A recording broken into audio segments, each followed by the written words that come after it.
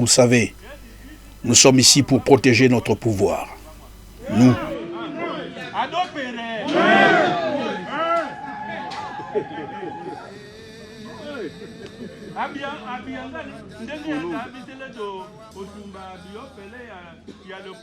Lorsque nous avons brûlé le département du Poul, on ne nous a rien fait.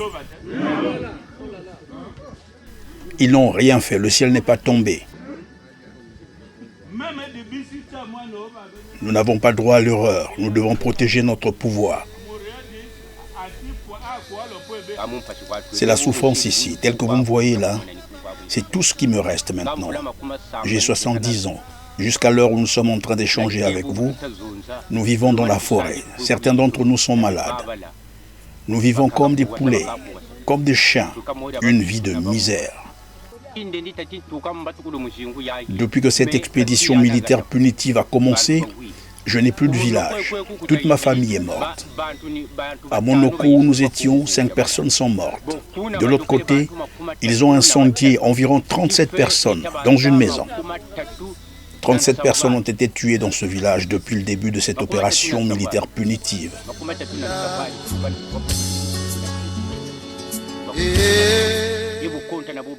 Sans compter ceux qui sont morts de maladie.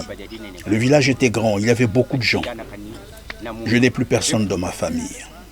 Je ne sais quoi faire. Je ne peux pas vivre seul dans le village. Heureusement, un garçon est venu me consoler et m'encourager, me disant que nous viendrons vivre avec toi dans ton village. Vous serez les bienvenus, leur ai-je dit. Je ne vois pas comment vivre seul dans un village. Sinon, j'irai vivre chez les autres. Ce n'est pas bon d'être seul. Tous mes parents qui étaient avec moi dans mon village ont péri. Ils ont été tués. Je suis très malheureux. Nous vivons maintenant dans la forêt.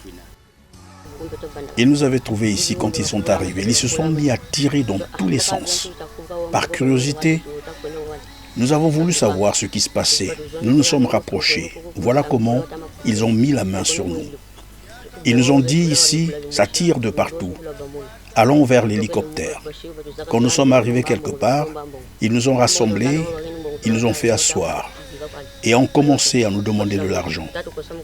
Malgré que les parents leur avaient donné tout ce qu'ils avaient comme argent, ils nous ont gardés. Un parmi nous leur a posé la question de savoir qu'avons-nous fait. Ils l'ont abattu sur place.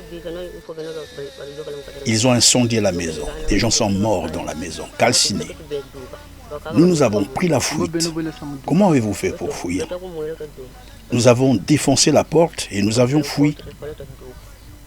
Vos bourreaux étaient déjà partis ou ils étaient encore là? Non, ils étaient encore là. Ils étaient 10 cobras, balafrés.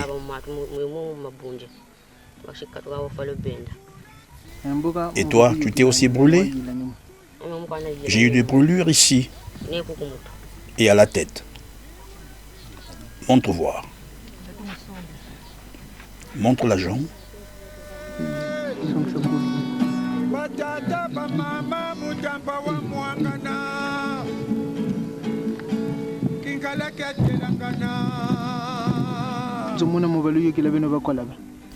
Dans la maison qui a été incendiée, combien étiez-vous, notamment les membres de votre famille? Maman, la tante Oumba, la tante Ndinga, Dieu veille. Tandou, oui. J'ai pris Tandou en compte. Nous étions 9 de ma famille. 9? Une voix off. Et le bébé? Vous étiez 10. 900 morts. Maman est morte avec la grossesse. Oui, nous étions au total 10 personnes. Sa maman a été tuée avec une grossesse.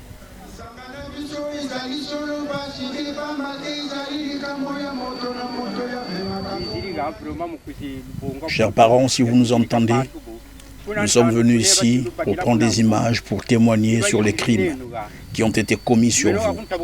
Ces gens-là, vous avez arrêté de l'autre côté, ils vous ont conduit ici. Depuis là, Moi, je n'avais plus le courage de venir ici. J'y suis aujourd'hui à cause de ces enfants qui m'ont amené ici. Ces gens qui vous avaient amené ici, vous avez mis dans une case. Ils vous ont raqueté avant de vous enfermer dans la maison. Après, ils ont incendié la maison. Cet enfant qui m'a accompagné est parmi les rescapés. Ils étaient 3. Nous ne savions pas qu'ils avaient pu s'échapper. Nous croyions qu'ils étaient tous morts. Pierre, qui est également avec vous, est allé mourir ailleurs. Les enfants m'ont dit, papa, si tu peux aller nous montrer où sont les restes des membres de notre famille. Voilà pourquoi je les ai accompagnés ici, qu'ils viennent voir, prendre des images et montrer à la communauté internationale. Vous n'aviez rien fait. Vous n'aviez pas pris quelque chose d'autrui. Ils nous pourchassent partout, jusqu'à maintenant. Ils continuent à nous pourchasser.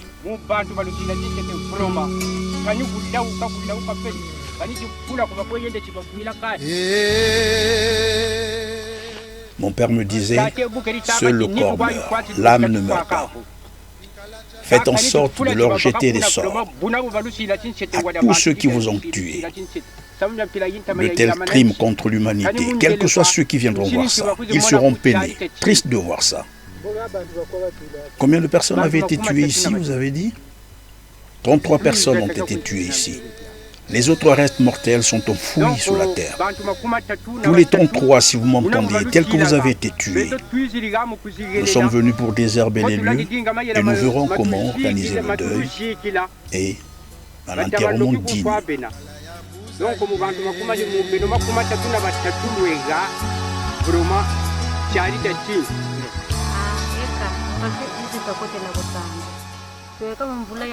Nous vivons actuellement dans la forêt. Nous souffrons une grande souffrance que vous ne pouvez imaginer. Nous passons des nuits à côté de l'eau, à côté des reptiles. Pourquoi tout ça? Qu'avons-nous fait?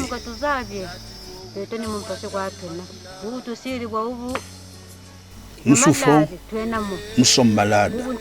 Tel que vous me voyez avec ce bâton, c'est à cause des douleurs aux reins et aux pieds. Je ne peux pas marcher longtemps, mais il continue à nous poursuivre. Quand allons-nous retrouver le repos? Tout ce que nous avions avait été bombardé par un hélicoptère de combat. Tout a brûlé. Je suis toute nue, je ne sais pas comment faire. Je suis vraiment triste. Je suis très malheureux. Je ne sais pas comment ma vie va finir.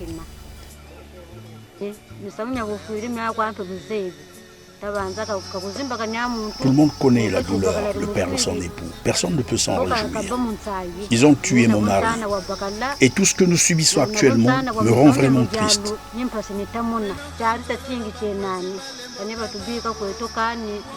Qu'ils nous laissent la paix. Ils ont tout détruit, tout ce que nous avions. Ils ont tout bombardé avec leurs hélicoptères. Qui a brûlé vos biens? C'est l'hélicoptère.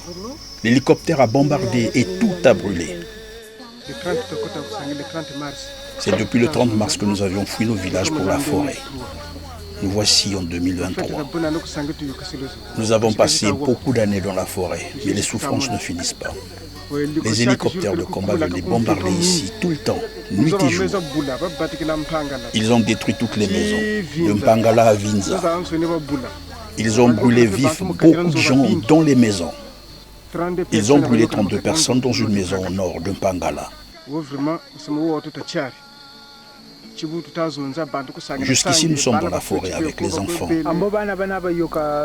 Qui a brûlé les gens dans la maison? C'était des Cobras, les miliciens de Sassou Nguesso, qui étaient stationnés au village Kinsini, qu'on avait transféré au village Mpangala. C'est eux qui ont brûlé vifs les gens dans une maison. 2 de mes sœurs en sont mortes avec leurs enfants. J'étais très triste, vraiment triste. Jusqu'à présent, nous sommes dans la forêt. Quand l'hélicoptère vient bombarder, il brûle toutes les maisons. On ne sait pas comment faire. Donc vraiment,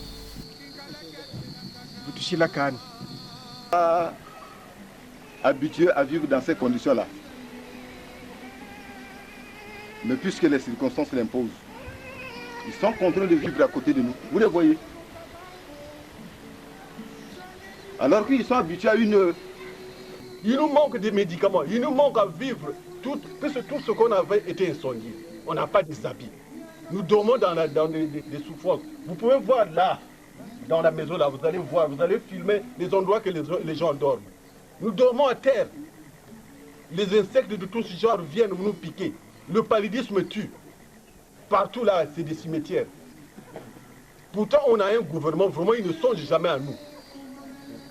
Mais la fois passée, quand il y avait les votes, tous les gens de Visa aussi ont voté pour Sassou. Mais aujourd'hui, c'est lui le premier génocidaire.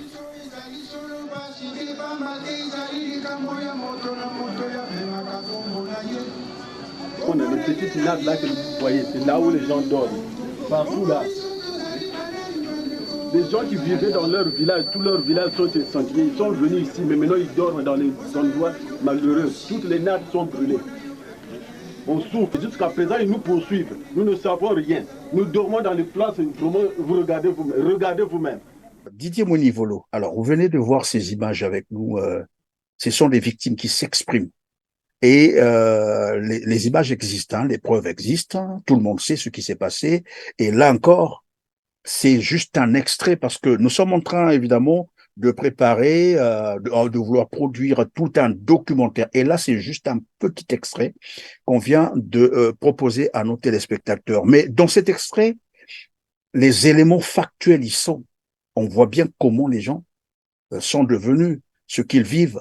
On voit bien les ossements, on voit tout.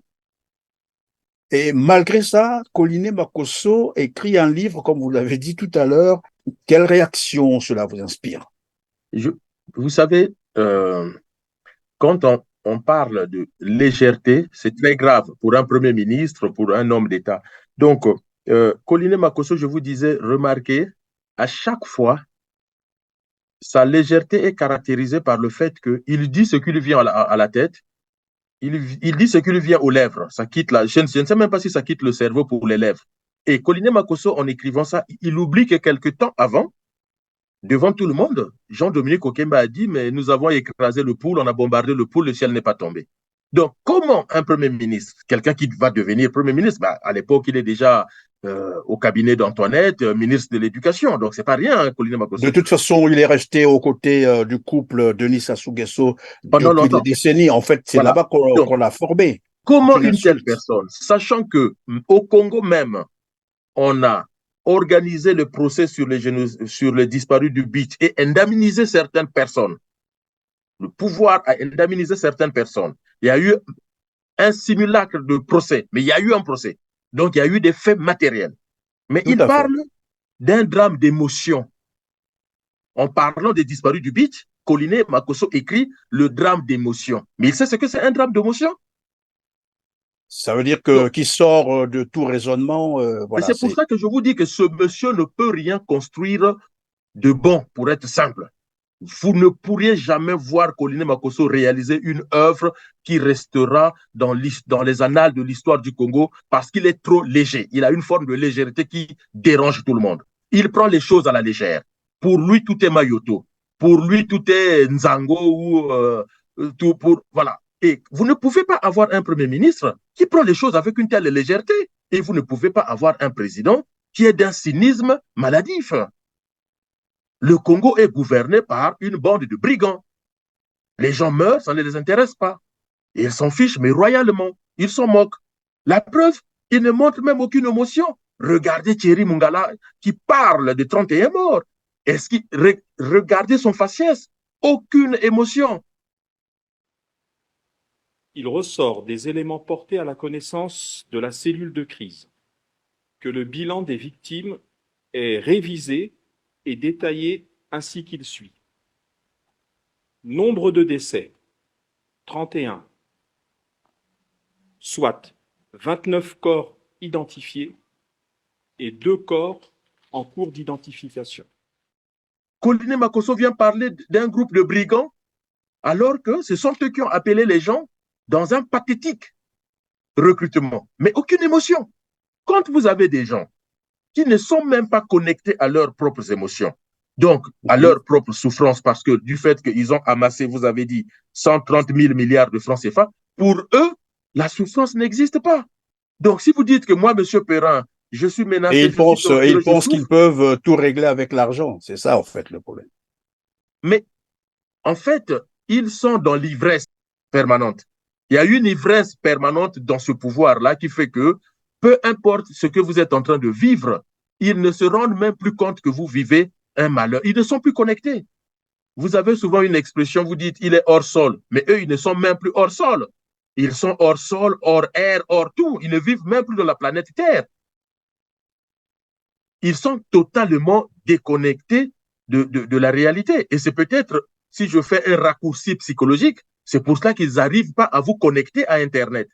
Parce qu'il y a le mot connexion. Ils ne veulent pas que vous soyez connectés au monde parce qu'eux-mêmes sont totalement déconnectés. Pardon, Didier Moueni, avant qu'on continue, je viens de retrouver un passage sur, bien sûr, le livre d'Anatole Colinet Makosso sur le beach, bien entendu.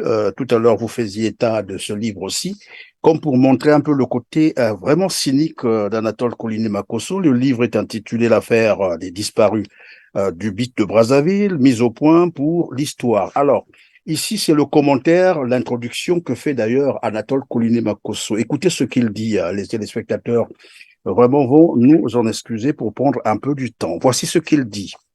L'affaire des disparus du beach de Brazzaville désigne des réfugiés originaires de la République du Congo qui auraient disparu à leur retour au Congo natal après un exil en République démocratique du Congo. Revenus par le port fluvial de Brazzaville, communément appelé beach, les réfugiés auraient, il revient encore là-dessus, vous voyez qu'il continue là, les réfugiés auraient été arrêtés puis conduits à des destinations inconnues du fait de leur appartenance supposée aux milices de l'opposition du régime. Alors, plus loin, on peut aussi lire ce qui suit. Disons, c'était un accord tripartite entre la République du Congo, la RDC et puis le HCR qui organise donc le couloir humanitaire. Le nombre exact des disparus du beach continue à faire l'objet des comptabilités macabres contradictoires au point de s'interroger sur la nature réelle, je souligne cela, des disparitions dénoncées par le HCR le 18 juin 1999, puis relayées par les médias, des organisations de défense des droits de l'homme. Et cela fait aussi un fonds de commerce, écoutez bien, c'est devenu un fonds de commerce pour les oppositions congolaises. En fait, bon, pour ceux qui voudront lire ce livre et comprendre un peu le contenu, il suffit, je crois que vous pouvez l'acheter en ligne pour comprendre les choses. L'affaire des disparus du beach de Brazzaville, mise au point pour l'histoire. Alors, attention, vous n'allez pas comprendre le fonctionnement, vous n'allez pas comprendre le livre, c'est inutile, mais vous allez plutôt comprendre le fonctionnement psychique de Colinet Makosso. Si vous avez un accord entre la RDC, le HCR et le Congo, c'est que les faits existent, c'est que l'objet de l'accord existe, c'est-à-dire les individus existent. Si le HCR déplore le fait qu'il convoite des gens depuis Kinshasa jusqu'à Brazzaville et ne les voit pas ressortir pour rejoindre leur famille, il faut que le pouvoir de Brazzaville explique entre le moment où ils quittent le bateau en provenance de Kinshasa et ils entrent dans le beach, parce que c'est des zones frontières, c'est des zones internes, c'est des zones frontières. Comment se fait-il que de l'autre côté, la famille ne réceptionne pas les siens? Vous voyez que Colinet Makosso a une confusion psychique mentale entre la réalité et la fiction. Il ne sait pas où il est. Voilà, il ne sait jamais. Parce qu'il dit aurait. C'est possible. Aurait. Mais sauf que l'accord a-t-il eu lieu ou pas?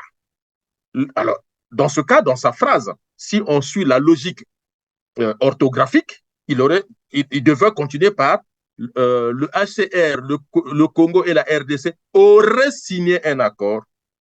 Le HCR aurait convoyé des gens. Mais il ne peut pas, lorsqu'il s'agit des crimes, dire aurait sur les crimes le nombre, mais lorsqu'il parle de l'accord entre l'accord tripartite, là, il est affirmatif. Donc, ce monsieur a un problème de phraséologie et il pense qu'en faisant des bonnes phrases, des grosses phrases, il peut épater les gens, mais il est pathétique et il est incompétent. Et ce n'est pas parce qu'il a un diplôme de magistrature qu'il peut se croire excellent. Oui, mais le fait d'abord de qualifier ce drame d'un fonds de commerce pour l'opposition, je crois que là, il y a un problème, non? Il y a un réel problème. On ne peut pas s'adresser aux opposants comme ça. C'est même un manque de respect. Mais c'est la même façon qu'il qualifie les morts d'Ornano d'être responsables de leur mort. Voilà. Donc, Colline Makosso a un vrai problème mental à jouer avec la réalité dramatique.